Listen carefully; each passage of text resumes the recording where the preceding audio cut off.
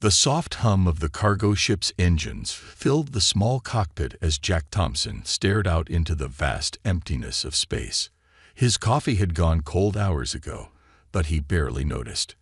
After 5 years of running cargo through the outer sectors, the loneliness of deep space had become his closest companion. "Warning, entering Sector 47B," announced Mary, his ship's eye. "Space Command advises caution due to recent pirate activity in this region." Jack stretched in his pilot's chair and yawned.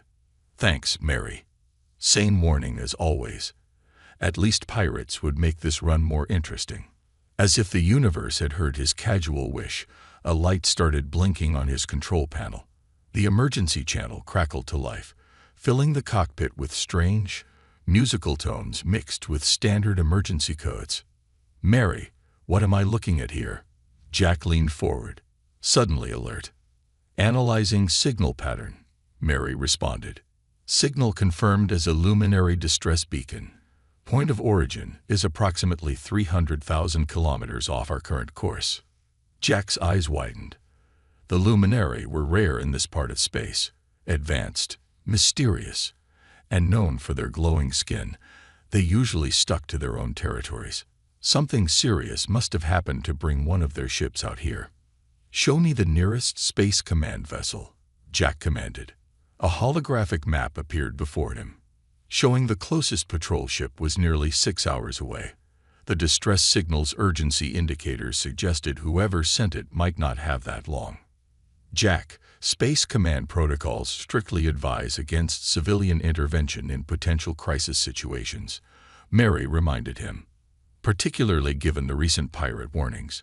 Recommended course of action is to relay the distress signal and continue on our scheduled route."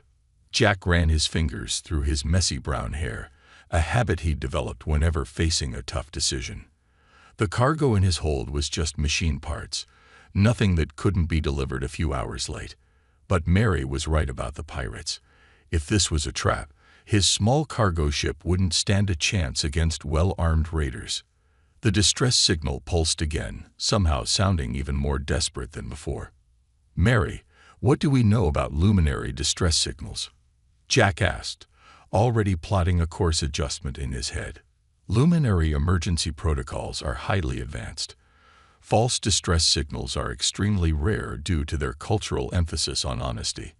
However, if pirates have captured luminary technology, they'd be using it to lure in targets," Jack finished. He drummed his fingers on the control panel, weighing his options.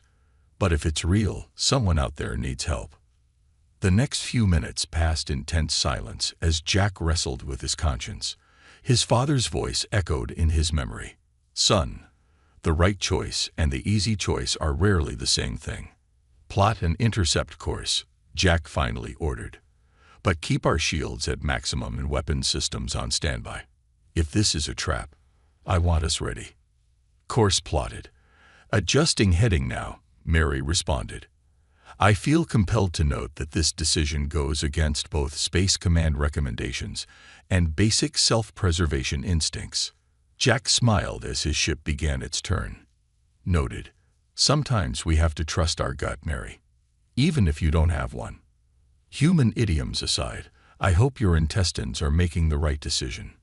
As his ship accelerated toward the distress signal, Jack ran through his emergency procedures.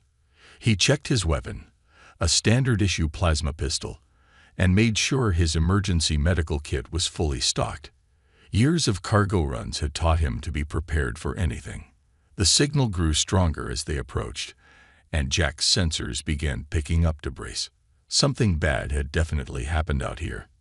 His hands tightened on the controls as the ship's lights caught something floating in the darkness. Pieces of what looked like a ship's hull, still glowing faintly with characteristic luminary energy signatures. "Mary, start scanning for life signs," Jack ordered, his voice tight. "Something tells me this isn't a trap. It's something much worse." As his ship pushed deeper into the field of debris, Jack couldn't shake the feeling that he was about to get involved in something much bigger than a simple rescue mission. He just hoped he'd live long enough to find out what it was. The wreckage of the luminary ship floated like broken glass in space, Through his view screen, Jack could see pulses of soft blue light coming from what remained of the ship's main cabin. The light was getting weaker by the minute. "Life signs detected," Mary announced. "One luminary biosignature. Vital signs are weak but stable. Warning: 3 unidentified vessels approaching from the far side of the wreckage." Jack's hands moved quickly across his control panel. "Pirates. They're coming back to finish the job. Mary, can we get a shuttle to the Survivor?" Calculating. "Yes, but you'll have approximately 4 minutes before those ships are in firing range." The cargo pilot took a deep breath. "Then we better work fast. Prep the emergency shuttle. And Mary, if I'm not back in 3 minutes, get out of here. That order conflicts with my primary directives to ensure crew safety. Override code Thompson Alpha 7. Just trust me on this one." Jack rushed to the shuttle bay, strapping on his emergency spacesuit as he ran. His heart was pounding, but his hands were steady. The small rescue shuttle hummed to life as he jumped in. The space between his cargo ship and the wreckage seemed to stretch forever. As Jack guided the shuttle closer, he could see the damage better. This hadn't been an accident. The luminary ship's hull showed clear signs of weapon fire. He found an emergency airlock that was still intact and docked his shuttle. The moment the seals were secure, he grabbed his medical kit and plasma pistol, then pushed through into the wreckage. The inside of the luminary ship was unlike anything he'd seen before. The walls seemed alive, covered in delicate patterns that still glowed faintly. But there was no time to admire the alien architecture.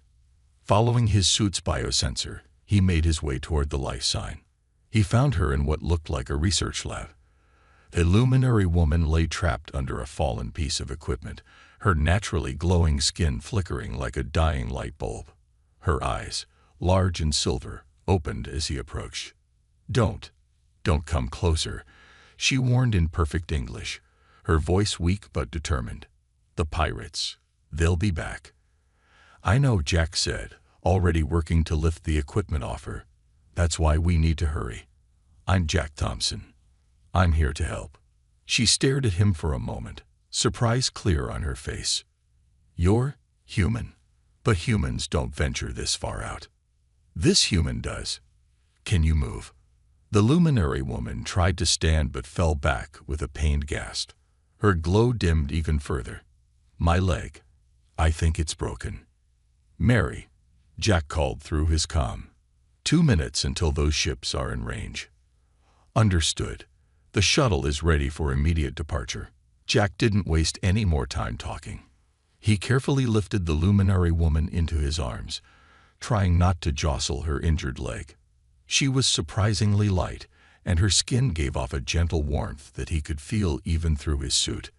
"I'm Iris," she whispered as he carried her through the corridors.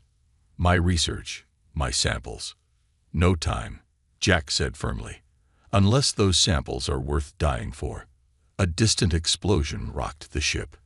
The pirates were getting closer. They reached the shuttle just as Mary's voice came through again. 1 minute until hostile ships are in range." Jack secured Iris in the shuttle's passenger seat as quickly and carefully as he could. Her glow had steadied slightly, which he hoped was a good sign.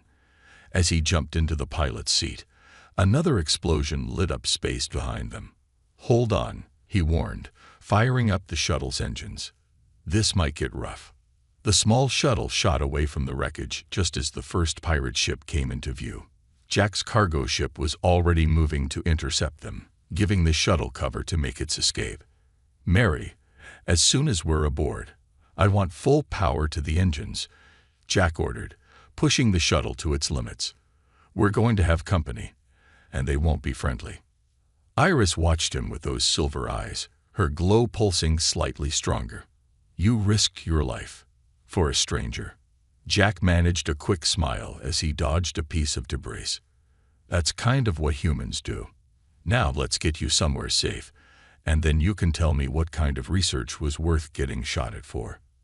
As they raced toward the cargo ship's open shuttle bay, with pirate vessels closing in behind them, Jack couldn't help thinking that this rescue mission was just the beginning of something much more complicated. The cargo ship's medical bay wasn't fancy, but it was better than nothing. Iris lay on the examination table, her silvery skin casting a soft glow across the room. Jack had managed to set her broken leg using the ship's medical scanner and some basic first aid knowledge. "Mary, how far are we from the nearest neutral station?" Jack asked while checking Iris's vital signs on the monitor. "Station 42 is approximately 18 hours away at our current speed," the AI responded. "However, there is a problem. Long-range scanners show unusual solar activity ahead. A major storm is forming." Iris tried to sit up but winced in pain. Solar storms in this sector can be extremely dangerous. Perhaps we should find another route. "The next closest station is 3 days away," Jack explained, gently helping her lie back down. "And your leg needs proper medical attention sooner than that. We'll have to risk the storm." The luminary researcher studied him with those striking silver eyes. "You've already risked enough for me. I can't ask you to do more." "You didn't ask. I'm offering." Jack checked the ship's medical supplies. "Besides, I've handled solar storms before, though usually not with such interesting company." Iris's glow brightened slightly, which Jack was beginning to recognize as her equivalent of a blush. "We luminary don't often interact with humans. Our council teaches that your species is—" She paused, seemingly embarrassed. "Let me guess, primitive, reckless, unpredictable." Jack smiled as he prepared a pain-relieving injection. "All of those things," Iris admitted, "but they never mentioned how kind you could be." She watched as he administered the medicine, "or how well you understand alien physiology. 5 years in deep space teaches you a lot. This might sting a bit." Jack carefully gave her the injection. "So, want to tell me what you were researching out there? Must have been important." Before Iris could answer, the ship shuddered violently. Warning lights flashed across the medical bay. "Jack," Mary's voice was urgent. "The solar storm is intensifying more rapidly than predicted. We have approximately 10 minutes before the worst of it hits us. Can we outrun it?" "Negative. The storm's reach extends beyond our fuel capacity." Iris's glow pulsed with concern. "My people have developed shielding technology for such storms. I could help modify your ship shields, but—" She gestured to her injured leg. "Talk me through it," Jack said immediately. "Mary can handle the technical implementation while I do the physical work." The next few minutes were a blur of activity. Jack ran between the engine room and the shield generators, following Iris's precise instructions. Her knowledge of energy fields, combined with Mary's processing power and Jack's practical experience, might just be enough to save them. "Shield modification at 80%, Mary announced. "Storm approaching in 2 minutes." Iris's voice was steady despite her pain. "The frequency needs to be exactly right, or the shields will collapse. Jack, you'll need to manually adjust the primary resonator." Jack climbed into the maintenance shaft, following her directions. "Like this. A little more. There. Lock it in place now." The ship rumbled as the first wave of the storm hit them. The lights flickered, and Jack could hear the shield generator straining. "Shield modification complete," Mary reported.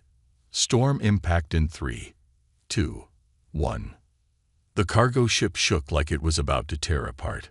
Through the small window in the medical bay, the space around them had turned into a swirling chaos of solar energy. Jack held onto the edge of Iris's bed, helping her stay steady as the ship rocked. To his amazement, her glow began to pulse in sync with the shield's energy field. Each wave of the storm was met with a corresponding pulse from her bioluminescent skin. "That's incredible," Jack whispered, watching the display. "It's a natural response," Iris explained, her voice tense with concentration. "My people evolved to resonate with energy fields. Right now, I'm helping stabilize your shields, but it's draining." Jack noticed her light dimming. "Mary, how long until we clear the storm?" "Approximately 47 minutes at current speed." He took Iris's hand without thinking. Hey, stay with me. We made it through pirates. We're not letting a little solar storm stop us. Her fingers tightened around his, and her glow steadied. As they rode out the storm together, Jack realized that somewhere between the rescue and now, this mission had become about more than just helping a stranger. He just wasn't sure what that meant yet. Station 42 looked like a giant metal snowflake spinning slowly in space. After the chaos of the solar storm, its steady lights were a welcome sight. Jack's cargo ship docked smoothly in one of the medical bays, where a team of doctors waited to treat Iris. The fracture is healing well, the station's chief medical officer said, examining Iris's leg with a scanner. Your emergency treatment was surprisingly good for a cargo pilot, Mr. Thompson. Jack shrugged, standing nearby. Lucky guess. Luck had nothing to do with it, Iris said. Her glow had returned to full strength after resting. You saved my life twice now. First from the pirates, then during the storm. The doctor finished his examination and gave Iris some medication. You'll need to stay here for at least 2 days while the bone finishes healing. Standard procedure for luminary physiology. After the doctor left, Jack started to say goodbye. Well, once you're cleared, the station can arrange transport back to your people. I should get back to my delivery route. Wait. Iris called out, her glow pulsing brightly. In my culture, we have a tradition. When someone saves another's life, there must be a proper Thanksgiving ceremony. That's really not necessary. It is, she insisted. Please, it would dishonor both of us if we didn't follow the custom. And, her glow dimmed slightly, I would like to thank you properly. Jack looked at his cargo manifest, then at Iris. The machine parts could wait another couple of days. All right. What does this ceremony involve? Over the next 2 days, Jack learned more about luminary culture than he ever expected. Iris taught him about their traditions while she recovered, her silver eyes lighting up whenever he asked questions. Our Thanksgiving ceremony has 3 parts, she explained, sitting in the station's garden area. The artificial plants glowed softly, reminding Jack of her skin. First, the sharing of stories. Then, the exchange of truths. Finally, the binding of light. Binding of light? Jack asked, helping her walk through the garden. Her leg was almost healed, but she still needed support. It's when we share our bioluminescence with the one who saved us. It's very special to my people. Her glow flickered nervously. No luminary has ever shared light with a human before. Jack watched as her glow synchronized with her heartbeat. Your people really take gratitude seriously. We believe that when someone saves your life, they become part of your story forever. Iris stopped walking and turned to face him. Jack, there's something else you should know. During the storm, when you held my hand, did you notice anything unusual? You mean besides your glow matching the shield frequency? Our bioluminescence only synchronizes with others in very specific circumstances. She seemed to be choosing her words carefully. It's considered a sign of deep connection. Jack remembered how her light had steadied when he took her hand. What kind of connection? Before she could answer, a group of luminary officials entered the garden. Their formal robes sparkled with embedded crystals, and their skin glowed with a cold blue light. Researcher Iris, the tallest one, spoke. We received your report about the pirate attack. The council is most disturbed by these events. Iris straightened up, her professional demeanor returning. Counselor Reed, I wasn't expecting the council to send representatives so quickly. When we learned a human had rescued you, Reed glanced at Jack with an unreadable expression. Well, this is unprecedented. And now we hear you wish to perform the Thanksgiving ceremony. Yes, Iris said firmly. He saved my life. It is our way. The counselors exchanged glances, their lights pulsing in patterns Jack couldn't understand. Finally, Reed spoke again. The ceremony must be witnessed by the council.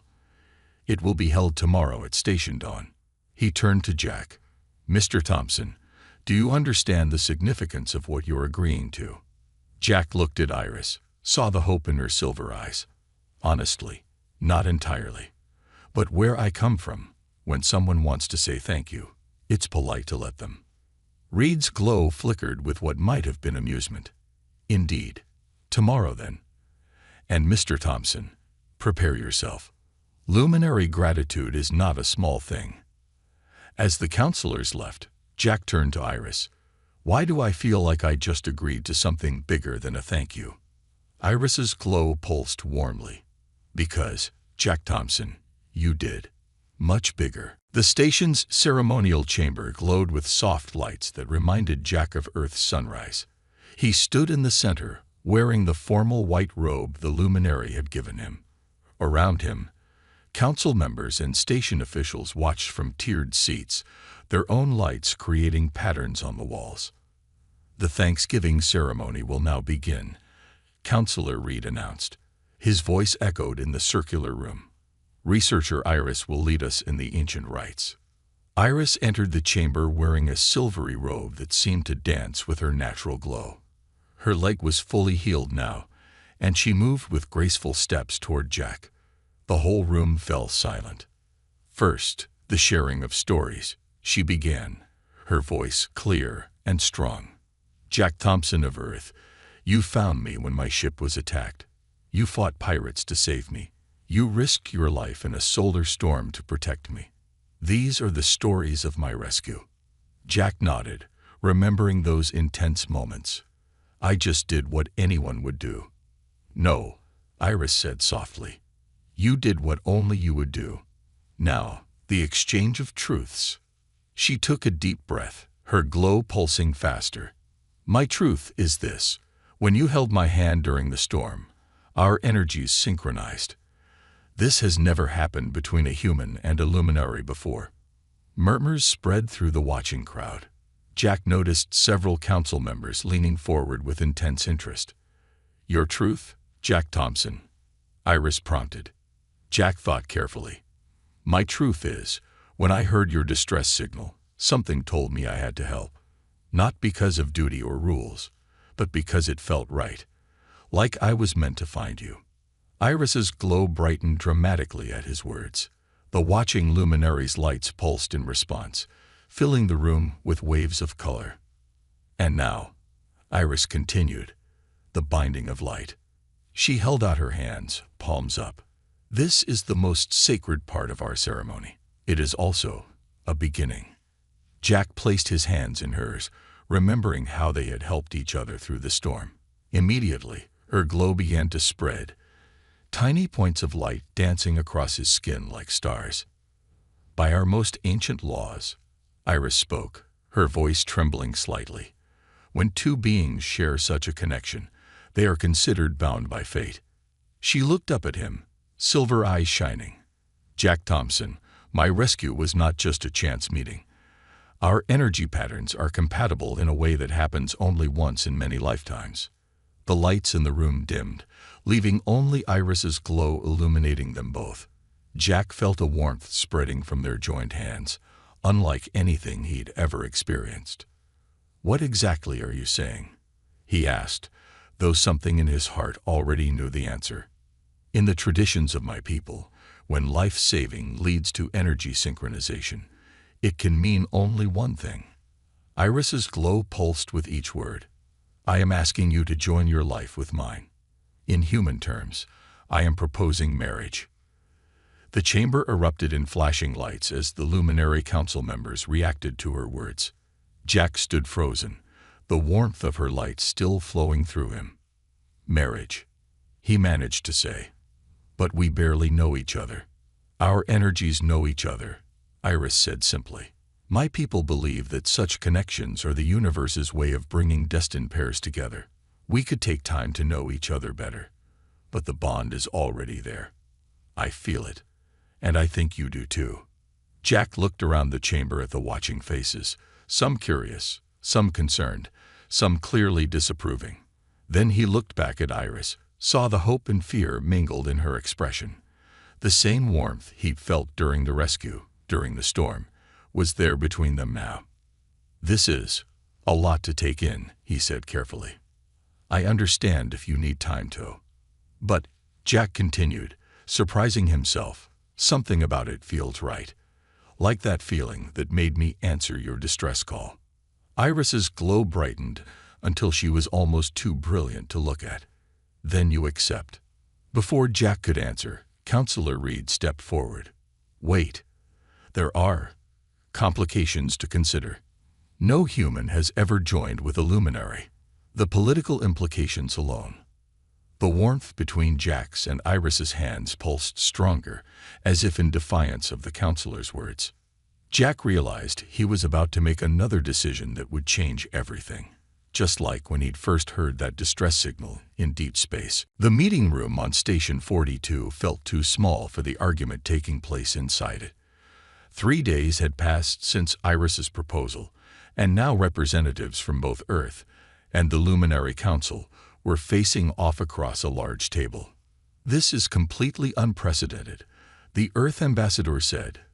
Pacing back and forth, a human-luminary marriage could change everything between our species. Jack sat quietly beside Iris, watching the debate unfold. Her hand rested near his on the table, her glow pulsing gently in time with his heartbeat. The sight still amazed him. Counselor Reed stood at the head of the table, his own light flickering with frustration. Our laws are clear. When energy patterns synchronize during a life-saving event, the connection must be honored. But he turned to Jack and Iris. This situation creates many problems. What kind of problems? Jack asked, finally speaking up. The past few days had been a whirlwind of meetings and discussions, but no one had given them straight answers. A younger council member named Light stepped forward, her glow sharp and bright. For one, we don't know if a human can survive the complete light-binding ceremony. No non-luminary has ever attempted it. I would never hurt Jack, Iris protested, her glow flaring defensively. Not intentionally, Light countered. But your energies could overwhelm his human physiology. The Earth ambassador stopped pacing. And what about children? Living arrangements? Citizenship? There are 1,000 questions we need to answer. Jack felt Iris tense beside him. He knew she hadn't expected such opposition to what her people usually considered a joyous occasion. Without thinking, he took her hand. Immediately, her glow steadied, and he felt that now familiar warmth spread through him. The room fell silent as everyone watched their connected hands pulse with synchronized light. Remarkable. An elderly luminary scientist murmured, scanning them with some kind of device. Their energy patterns are perfectly matched. In all my years of studying human luminary interactions, I've never seen anything like it. That's exactly why this matter requires careful consideration, Counselor Reed said. If their connection is truly unique, we must understand it before proceeding. And what about the political implications? Another Earth representative added. Some humans already fear closer ties with alien species. This could cause panic. Or, Jack said, standing up, it could show everyone that we're not so different after all. The room turned to look at him. Even Iris seemed surprised by his sudden confidence. Look, he continued, I'm just a cargo pilot. I don't understand politics or energy patterns or any of that. But I know that when I heard Iris's distress signal, I chose to help. Not because of rules or treaties, but because it was right. Maybe that's what this is about. Choosing to do what's right, even if it's never been done before. Iris stood beside him, her glow brightening with every word. Jack is correct. Our connection may be unprecedented, but that doesn't make it wrong. My people believe the universe brings souls together for a reason. The Earth ambassador frowned. This isn't about belief. This is about practical concerns. With all respect. Iris interrupted. Practical concerns didn't save me from pirates. They didn't guide us through a solar storm. Jack did those things because he followed his heart, something my people once thought humans couldn't do. And now? Counselor Reed asked quietly. Now I know better, Iris replied. I've seen humanity's true nature through Jack's actions. Perhaps it's time both our peoples did the same. The room erupted in discussion again, but this time the tone was different. Jack noticed some of the younger council members nodding in agreement. Even the Earth representatives seemed to be considering their words. Perhaps, Councillor Reed finally said, raising his hands for silence, we have been too focused on the problems and not enough on the possibilities. But there must be conditions, safeguards, studies. We'll accept reasonable conditions, Jack said, squeezing Iris's hand. But we won't give up on this connection. The elderly scientist stepped forward eagerly. I would be honored to oversee the medical studies. We could learn so much about human luminary compatibility. As the officials began discussing details, Jack turned to Iris. You okay with being the scientific breakthrough? Her glow pulsed with amusement. As long as we're a breakthrough together. 1 month after the heated diplomatic meetings, Station 42's largest chamber had been transformed. Luminary crystals hung from the ceiling, their light mixing with traditional Earth decorations. It was the first human luminary wedding in history, and everyone wanted to be there. Jack stood at the front of the chamber, wearing a formal Earth suit modified with light-responsive threads that glowed softly. His old cargo ship, freshly painted and upgraded, was visible through the station's massive window behind him. In the crowd, he spotted his former military commander sitting next to a group of luminary scientists, all of them eagerly waiting. Nervous? Asked Mary through his earpiece. His ship's AI had refused to miss the ceremony. A little, Jack whispered. Did you ever think answering that distress signal would lead to this? My calculations suggested a 0.001% chance of you getting married to the person you rescued. But then again, you never did follow the odds. The chamber's lights dimmed, and a soft melody began to play. A mix of Earth music and the musical tones of luminary language. The crowd turned as Iris entered. She wore a traditional luminary ceremonial robe that seemed to float around her, but she had added an Earth-style veil. Her natural glow was brighter than ever, creating patterns that danced across the walls. As she walked toward Jack, her light reached out to him, and he felt the familiar warmth spread through his body.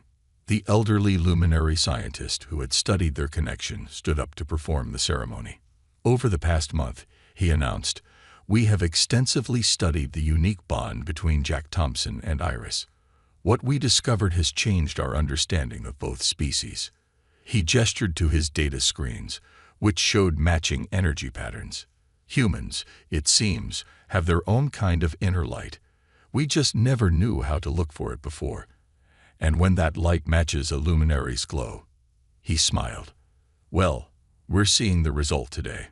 Jack and Iris stood face to face as the scientist continued. We will now combine both our people's marriage traditions. First, the Earth custom of vows. Jack took Iris's hands in his. The words he prepared suddenly seemed too simple, but he spoke from his heart. Iris, when I heard your distress signal, I chose to help a stranger. Now I'm choosing to spend my life with my best friend. Whatever challenges come, we'll face them together. Iris's glow pulsed with joy as she spoke. Jack, you taught me that sometimes the best traditions are the new ones we make. You showed me that different doesn't mean wrong. I choose you as my partner in all things. And now, the scientist said, the luminary binding of light. This was the moment everyone had been worried about. No human had ever undergone the complete ceremony. The medical team stood ready, just in case. Iris's glow expanded, surrounding them both in a sphere of soft light. Jack felt the warmth grow stronger, but instead of overwhelming him, it felt natural, like coming home. Their joined hands began to pulse with shared light, human and luminary energy mixing together. The watching crowd gasped as the light spread, creating beautiful patterns no one had seen before. Even the scientist looked amazed. Impossible, he whispered, checking his instruments. Their energy patterns have completely synchronized. They're in perfect harmony. When the light finally faded, Jack and Iris stood together, both of them glowing faintly. The Earth officials looked stunned. The luminary council members were pulsing with excitement. Well, the scientist said, regaining his composure. By the powers of both Earth and the Luminary Council, I now pronounce you joined in marriage. The chamber erupted in cheers. Humans and Luminary celebrated together, their differences forgotten in the joy of the moment. Later, as they prepared to board their ship for their honeymoon voyage, Jack turned to Iris. "So, where should we go first?" She smiled, her glow synchronizing with his heartbeat. "There's a whole universe out there, full of distress signals waiting to be answered. Why don't we help a few more people? Together this time." "I like that plan," Jack said, starting the ship's engines. "Mary, plot a course for adventure." Course plotted. The AI responded cheerfully. "And may I say, you both look quite illuminating together." As their ship lifted off from Station 42, its hull now decorated with both human and luminary symbols, Jack and Iris knew they were starting more than just a marriage. They were beginning a new chapter in the history of both their peoples, proving that love truly could light up the darkness of space.